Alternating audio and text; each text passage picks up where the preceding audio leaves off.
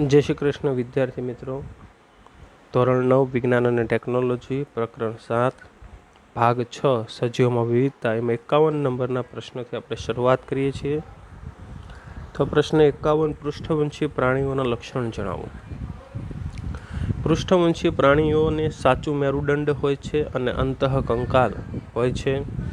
આ અંતઃકંકાલ પ્રચલન એટલે હલનચલન કરવામાં મદદરૂપ છે અને શરીરના સ્નાયુ અને કંકાલ એકબીજા સાથે જોડાયેલા હોય છે। આ પ્રાણીઓમાં પેશી તેમજ અંગોનું જટિલ કક્ષાએ વિભેદન, પેશી અને અંગો જટિલ કક્ષાએ એકબીજા સાથે જોડાયેલા હોય છે।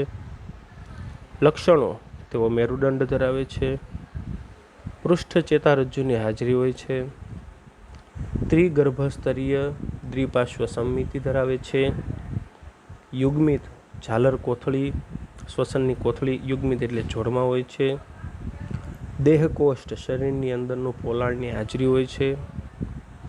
આવા પૃષ્ઠવંશી પ્રાણીઓમાં મત્સ્ય, ઉભયજીવી પ્રાણી, સરીસૃપ, વિહંગ અને સસ્તન એવા 5 વર્ગોમાં પ્રાણી વર્ગીકૃત કરેલા છે। આના 5 વર્ગોનો આપણે અભ્યાસ કરવાનો છે। પ્રશ્ન 52, મત્સ્ય પ્રાણીની લાક્ષણિકતા જણાવો। લક્ષણ: વસવાટ: તેઓ દરિયામાં અથવા મીઠા પાણીમાં વસે છે। બાહ્ય કંકાલ: તેઓના શરીર ઉપર ત્વચા ભીંગડા હોય છે અને પ્લેટો, નાની નાની પ્લેટો હોય છે, એનાથી શરીરની ત્વચા ઢંકાયેલી હોય છે। શ્વસન: શ્વાસોશ્વાસની ક્રિયા કરવા માટે ઝાલર દ્વારા પાણીમાં ઓગળેલા ઓક્સિજનનો ઉપયોગ કરે છે। શરીર એકદમ ચપટું હોય છે, રેખીય સીધું હોય છે અને ત્રાકાકાર, ત્રાકાકાર એટલે આગળ પાછળથી ચપટું અને વચ્ચેથી પહોળું હોય છે। પ્રચલન: હલનચલન કરવામાં પાણીમાં તરવા માટે પૂંછડી અને મીનપક્ષનો ઉપયોગ કરેલો હોય છે। હૃદયમાં એક કર્ણક અને એક ક્ષેપકથી બનેલું દ્વિખંડી હૃદય હોય છે। તાપમાન આધારે પ્રકાર: મત્સ્ય પ્રાણી શીત રુધિરવાળા હોય છે અને વિકાસ એમનો મોટાભાગના મત્સ્ય ઈંડા મૂકે છે એટલે તેમને અંડપ્રસવી પ્રાણી કહેવામાં આવે છે। મત્સ્યના 2 પ્રકાર છે। જે માછલીનો અંતઃકંકાલ કાસ્થીનું બનેલું છે ને કાસ્થી મત્સ્ય કહેવાય, જેમ કે સિન્ચેરોપસ, સ્પેન્ડિક્સ, કાઉલોફાર જોડન્ટ, ટોરોઇસ વોલિટન્સ, ઇલેક્ટ્રિક રે ફિશ, સ્ટિંગ રે અને સ્કોલિયોડન। બીજો પ્રકાર: કેટલીક માછલીઓનું અંતઃકંકાલ માત્ર અસ્થિનું બનેલું છે તો તેને અસ્થિ મત્સ્ય કહે છે, જેમ કે લેબિયા રોહુટા, પછી નર હિપોકેમ્પ્સ, ઓક્સોકોએટ્સ, એનાબાસ વગેરે। પ્રશ્ન નંબર 53, ઉભયજીવી એટલે શું અને ઉભયજીવી વર્ગના લક્ષણ જણાવો। તો વ્યાખ્યા: ઉભયજીવી એટલે ડિંભાવસ્થામાં, ડિંભાવસ્થા એટલે જ્યારે એમના ઈંડા સ્વરૂપે જન્મ થતો એને ડિંભાવસ્થા કહેવાય। ડિંભાવસ્થા પાણીમાં ગુજારે અને જ્યારે પુખ્ત થઈ જાય ત્યારે પાણી અને જમીન બંને જગ્યાએ રહી શકતા પ્રાણીને ઉભયજીવી પ્રાણી કહેવાય। તેના લક્ષણો: તેની ત્વચા ચામડી એકદમ શ્લેષ્મ ચીકણી ગ્રંથિ ધરાવતી હોય છે। બાહ્ય કંકાલ: શરીર ઉપર ભીંગડા કે અન્ય કોઈ કંકાલ હોતું નથી। હૃદય ત્રિખંડી 3 ખંડોનું બનેલું છે, એમાં 2 ખંડને કર્ણક અને 1 ખંડને ક્ષેપક કહે છે। શ્વસન: ડિંભાવસ્થામાં ઝાલર દ્વારા અને પુખ્તાવસ્થામાં ત્વચા અને ફેફસા વડે શ્વસન થાય છે। ઉત્સર્જન: નકામા કચરાનો પ્રવાહી સ્વરૂપે નિકાલ કરવો એને ઉત્સર્જન કહેવાય, એના માટે તેના શરીરમાં મૂત્રપિંડ આવેલું છે। અને શરીરનો વિકાસ ઈંડામાં થાય છે અને ઈંડા શરીરની બહાર મુકાય છે એટલે બાહ્ય ગર્ભ વિકાસ કહેવાય। ઉદાહરણ તરીકે સાલામંડર, દેડકામાં ઘણા પ્રકાર આવે, દેડકો, ટોડ અને હાયલા એટલે ટ્રી ફ્રોગ, જે વૃક્ષો ઉપર રહે છે, લીલા રંગના દેડકા છે। 54મો પ્રશ્ન, સરીસૃપ વર્ગના લક્ષણ જણાવો। લક્ષણ: ત્વચા ભીંગડાઓ ધરાવે છે। હૃદય સામાન્ય રીતે ત્રિખંડીય હોય છે, પરંતુ મગરની જાતિમાં હૃદય ચતુષ્ખંડી હોય છે। શ્વસન ફેફસા દ્વારા થાય છે। ઉત્સર્જન કાર્ય માટે મૂત્રપિંડ જોવા મળે છે। તાપમાનને આધારે તેઓ અસમતાપી એટલે શીત રુધિરવાળા પ્રાણી છે। વિકાસ તો તેઓ ઈંડા મૂકે છે, પરંતુ ઈંડા મજબૂત સખત કવચથી ઢંકાયેલા હોવાથી ઈંડાને જમીન ઉપર મૂકે છે. તેઓ પાણીમાં ઈંડા મૂકવાની જરૂરિયાત રહેતી નથી. ઉદાહરણ તરીકે નાગ, કેમેલિયોન, ઉડતી ગરોળી, ઘરની ગરોળી, કાચબો, મગર, સાપ વગેરે. 55મો પ્રશ્ન, ટૂંકનોંધ લખો. વિહગ. વિહગ એટલે પક્ષી. પક્ષીઓનો સમાવેશ વિહગ વર્ગમાં થાય છે. એના લક્ષણો. ઉપાંગ હાથ પગ, તો કે 2 જોડ ઉપાંગ ધરાવે. એમાં આગળના જે 2 પગ છે એનું પાંખોમાં રૂપાંતર થઈ ગયું છે. હૃદય ચતુષ્ખંડી, 4 ખંડવાળું હૃદય છે. શ્વસન ફેફસા દ્વારા કરે છે. તાપમાનને આધારે પ્રકાર, તો આ પ્રાણીઓ સમતાપી એટલે ઉષ્ણ રુધિરવાળા પ્રાણીઓ છે. વિકાસ, ઈંડા મૂકતા અંડપ્રસવી પ્રાણી છે. શરીર ઉપર પીછા હોય છે. સફેદ બગલો, કાગડો, ચકલી, શાહમૃગ, કબૂતર, બતક એવા ઘણા બધા પક્ષીઓ તેના ઉદાહરણની અંદર આવી શકે છે. 56મો પ્રશ્ન, સસ્તન વર્ગના લક્ષણ જણાવો. તો સ્તન ગ્રંથિ. ભાઈ, સસ્તન વર્ગના બધા જ પ્રાણીઓ પોતાના નવજાત શિશુને પોષણ આપવા માટે દૂધનો સ્ત્રાવ કરતી સ્તન ગ્રંથિ ધરાવે છે. ત્વચા, તો કે આ પ્રાણીની ત્વચા ઉપર વાળ, પ્રસ્વેદ ગ્રંથિ જ્યાંથી પરસેવો ઉત્પન્ન થાય, અને તેલ ગ્રંથિ જ્યાંથી ચીકણું તેલ ઉત્પન્ન થાય છે. ઓઇલી સ્કિન આપણે કહીએ છીએ. હૃદય ચતુષ્ખંડીય એટલે 4 ખંડનું બનેલું હોય છે. તાપમાનને આધારે પ્રકાર, તો કે આ પ્રાણીઓ સમતાપી એટલે ઉષ્ણ રુધિરવાળા પ્રાણી છે. વિકાસ, ગર્ભનો વિકાસ માતૃ શરીરમાં થઈને જીવિત બાળ પેઢીને જન્મ આપે છે.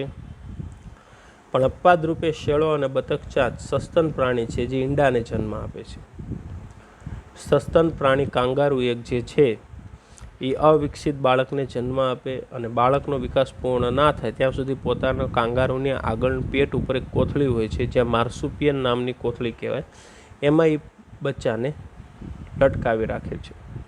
સસ્તનમાં વહેલ, ચામાચીડિયું, માનવ, ઉંદર, બિલાડી વગેરે જેવા પ્રાણી આવી શકે. 57મો પ્રશ્ન, છિદ્રકાય અને કોષ્ઠાંતરી પ્રાણીનો ભેદ સમજાવો. છિદ્રકાયની શરીર રચના અત્યંત સરળ છે. કોષ્ઠાંતરીની શરીર રચના પેશીય રચના હોય છે. છિદ્રકાય શરીરમાં અનેક છિદ્ર છે. કોષ્ઠાંતરીના શરીરની અંદર કોષ્ઠાંત્ર ગુહા આવેલી છે. 58મો પ્રશ્ન, નુપુરક પ્રાણી અને સંધિપાત પ્રાણીઓ કયા પ્રકારથી ભિન્ન પડે.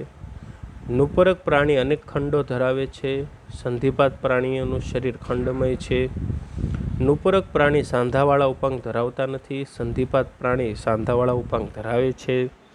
નુપુરક પ્રાણીની અંદર બંધ પ્રકારનું પરિવહન તંત્ર છે. સંધિપાત પ્રાણીમાં ખુલ્લા પ્રકારનું પરિવહન તંત્ર છે. ઉભયજીવી અને સરીસૃપનો ભેદ શું છે. ઉભયજીવીની ત્વચા પર ભીંગડા નથી. સરીસૃપની ત્વચા ભીંગડાથી આવૃત છે. ઉભયજીવી પ્રાણી પાણીમાં ઈંડાનો વિકાસ થાય છે. સરીસૃપ તેઓ જમીન પર ઈંડા મૂકે છે. ઉભયજીવી પ્રાણી હૃદયમાં ત્રિખંડી છે અને સરીસૃપ પ્રાણી હૃદયમાં ત્રિખંડી પરંતુ મગરમાં ચતુષ્ખંડી છે. પક્ષી વર્ગ અને સસ્તન વર્ગના પ્રાણીઓમાં શું ભિન્નતા છે. પક્ષીના શરીર પર પીછાનું બાહ્ય કંકાલ હોય છે અને સસ્તન વર્ગના શરીર પર વાળનું કંકાલ તેમજ ત્વચામાં પ્રસ્વેદ ગ્રંથિ અને તેલ ગ્રંથિ આવેલી છે. પક્ષીમાં સ્તન ગ્રંથિ નથી, જ્યારે સસ્તન પ્રાણીઓમાં નવજાત શિશુને પોષણ આપવા સ્તન ગ્રંથિ હોય છે. પક્ષીમાં અગ્ર ઉપાંગનું પાંખમાં રૂપાંતર થયેલું છે, જ્યારે સસ્તનનું અગ્ર ઉપાંગનું વિવિધ કાર્ય કરવા માટે ઉપયોગમાં લેવામાં આવે છે. 61મો પ્રશ્ન, સજીવોને નામ આપવાની વૈજ્ઞાનિક નામ આપવાની આવશ્યકતા શું છે. એનો જવાબ, તમને ખબર છે પૃથ્વી પર વિવિધ સજીવો અસ્તિત્વ ધરાવે છે. જુદા જુદા પ્રદેશમાં કોઈ ચોક્કસ સજીવને પોતાની સ્થાનિક ભાષાના નામથી ઓળખવામાં આવે છે. એટલે જે તે પ્રદેશ હોય તો ત્યાંની ભાષા મુજબ તેનું નામ મળે આપણને. પણ એક સજીવને આપણે અલગ અલગ સ્થાનિક નામથી જ્યારે ઓળખીએ તો ગેરસમજ થાય કે આ દેશમાં આ નામથી ઓળખાય, પેલા દેશમાં પેલા નામથી ઓળખાય, એટલે ચોક્કસ ઓળખાણ કરવામાં મુશ્કેલી સર્જાય.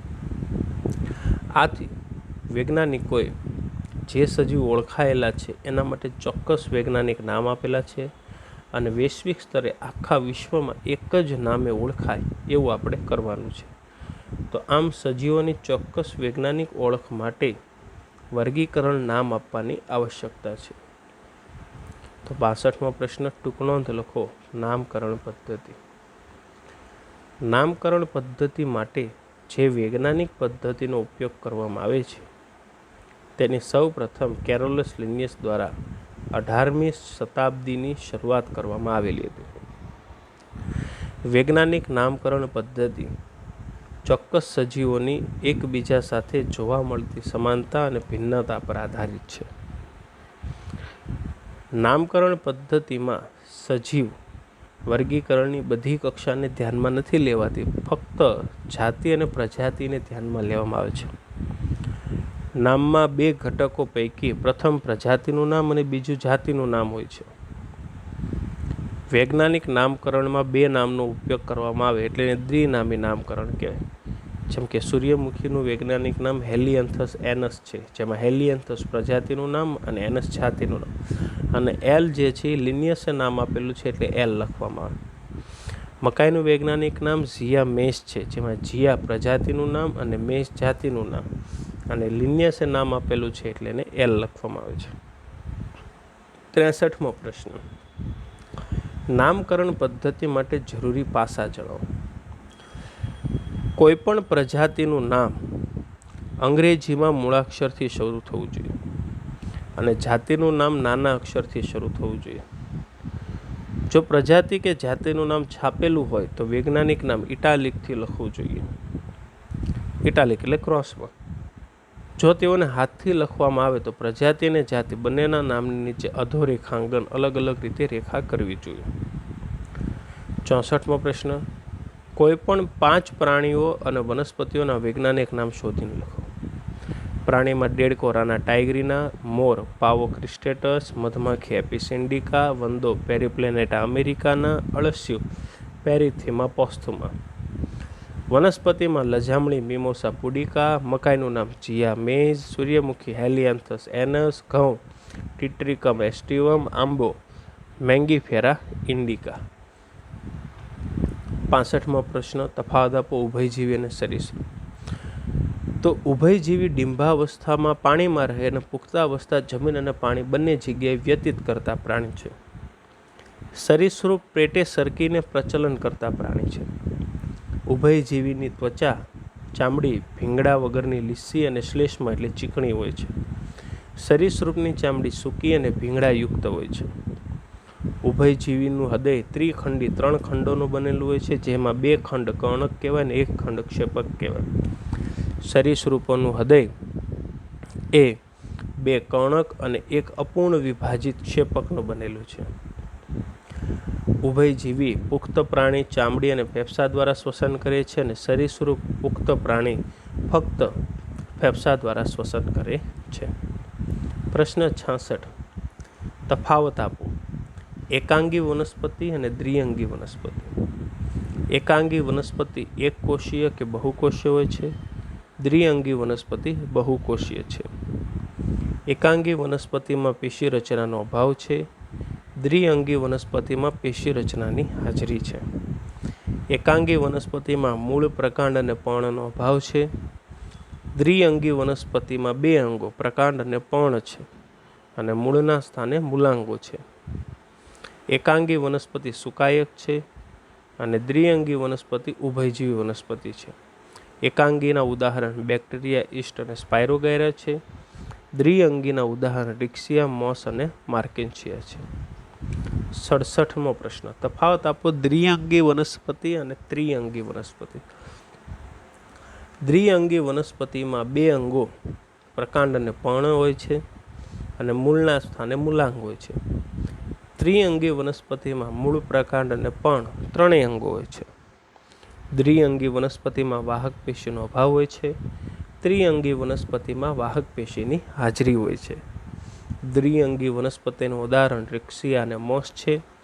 ત્રિઅંગી વનસ્પતિનું ઉદાહરણ હંસરાજ અને માર્સેલિયા છે. 68મો પ્રશ્ન, તફાવત આપો લીલ અને ફૂગ. લીલ મીઠા પાણીમાં, સમુદ્રમાં કે ભીની જમીન ઉપર વસે છે. ફૂગ સડતા મૃતદેહો પર, અન્ય નિર્જીવ કાર્બનિક પદાર્થો પર કે આશ્રયદાતા કોષમાં વસે છે. લીલમાં હરિતદ્રવ્યની હાજરી હોવાથી સ્વોપજીવી સ્વાવલંબી પોષણ ધરાવે છે.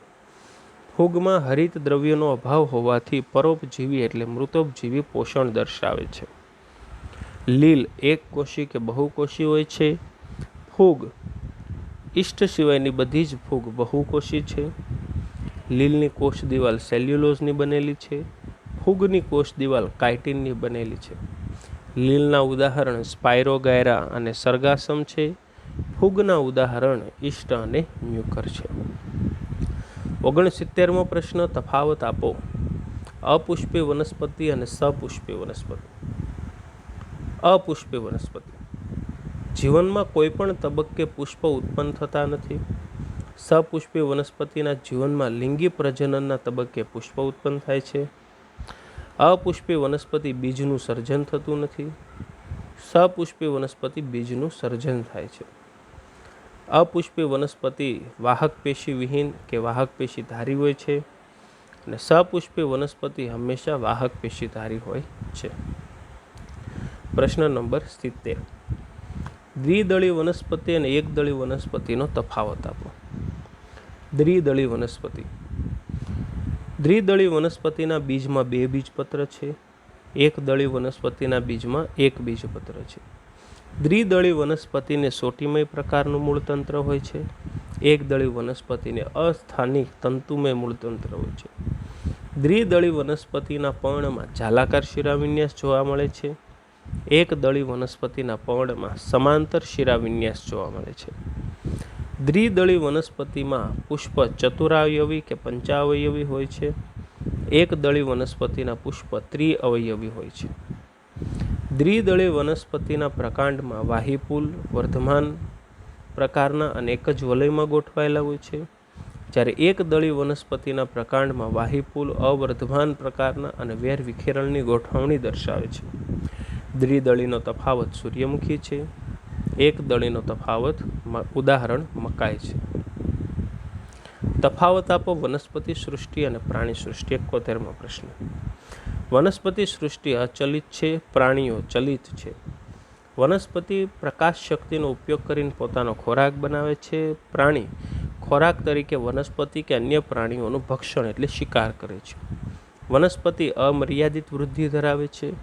પ્રાણી શરીર ચોક્કસ કદ ધારણ કરે છે અને પછી તેની વૃદ્ધિ અટકે છે. 72મો પ્રશ્ન. તફાવત આપો પૃથુકૃમિ અને સૂત્રકૃમિ. પૃથુકૃમિ. તેમનું શરીર પાતળું, પૃષ્ઠવક્ષ પાછળ અને આગળની બાજુએથી ચપટું હોય છે. સૂત્રકૃમિનું શરીર લાંબા સૂત્ર જેવું અને ગોળ નલિકા જેવું હોય છે. પૃથુકૃમિ પ્રાણીઓ શરીર ગુહા વિહીન હોય છે. સૂત્રકૃમિ પ્રાણીઓમાં આભાસી શરીર ગુહા હોય છે. 73મો પ્રશ્ન. કારણ આપો. ચામાચીડિયું પક્ષી નથી અને વહેલ માછલી નથી. ચામાચીડિયું ઉડતું સસ્તન પ્રાણી છે. ચામાચીડિયામાં પીછાને બદલે ચામડી ઉપર વાળ છે. તેની ત્વચામાં તેલ ગ્રંથિ એટલે પ્રસ્વેદ ગ્રંથિ છે. સસ્તન પ્રાણીની જેમ કર્ણ પલ્લવ એટલે બાહ્ય કણ છે, એટલે આથી ચામાચીડિયું પક્ષી નથી. વહેલ જળચર સસ્તન છે. વહેલમાં માછલીની જેમ ભીંગડાનું આવરણ નથી. વહેલનું હૃદય 2 કર્ણક અને 2 ક્ષેપક ધરાવતું ચતુષ્ખંડી છે અને તે ઉષ્ણ રુધિરવાળું પ્રાણી છે, એટલે માછલીની જેમ શ્વસન માટે વહેલમાં ઝાલર નથી પણ ફેફસા છે, આથી વહેલ માછલી નથી. તો 74મો પ્રશ્ન. પ્રાણી સૃષ્ટિના વર્ગીકરણની રૂપરેખા દર્શાવતો ચાર્ટ. તો પ્રાણીનું કોષીય સ્તરે આયોજન કરો તો છિદ્રકાય સમુદાય મળે. પેશીય સ્તરે આયોજન કરો તો 3 સમુદાય મળે. અધિસ્તર અને કોષ્ઠરીય વચ્ચે દેહગુહા નથી હોતી એટલે કોષ્ઠાંતરીને પૃથુકૃમિ. કૂટ દેહકોષ્ઠ હોય એટલે સૂત્રકૃમિ. દેહકોષ્ઠ હોય તો 2 ભાગ પડે. ભ્રૂણની વૃદ્ધિ દરમિયાન એક કોષમાંથી મધ્યસ્તર ગર્ભસ્તરના કોષો વિકસે એટલે કે નુપુરક, સંધિપાદ અને મૃદુકાય. તો બીજી તરફ મધ્યમાંથી દેહકોષ્ઠનું નિર્માણ કોથળી રૂપે થાય તો એના 2 ભાગ પડે. અમેરુદંડી અને શૂળત્વચી. જ્યારે મેરુદંડી બીજી બાજુ મેરુદંડી પડે એનો એક ભાગ પડે મેરુદંડી ધારી, એના બે ભાગ પડે. એક બાજુ માત્ર ડિંભાવસ્થા સુધી મેરુદંડ હાજર હોય પરંતુ તે ઘણા પ્રાથમિક છે, જેમ કે પ્રાથમિક મેરુદંડી, અને બીજી બાજુ પુખ્તમાં મેરુદંડનું કરોડ સ્તંભમાં કે પૃષ્ઠવંશમાં રૂપાંતરણ થાય તેને પૃષ્ઠવંશી કહેવાય. પૃષ્ઠવંશીના 5 પ્રકાર પડે છે. આ 5 લક્ષણો તો આપણે પ્રશ્નમાં જોયા, જેને મત્સ્ય, ઉભયજીવી, સરીસૃપ, વિહગ અને સસ્તન કહેવામાં આવે છે. તો વિદ્યાર્થી મિત્રો, અહીંયા તમારા ધોરણ 9નું ચેપ્ટર 7 પૂર્ણ થાય છે. હવે ટૂંક સમયની અંદર આપણે કોઈ નવું ચેપ્ટર શરૂ કરીશું. જય શ્રી કૃષ્ણ.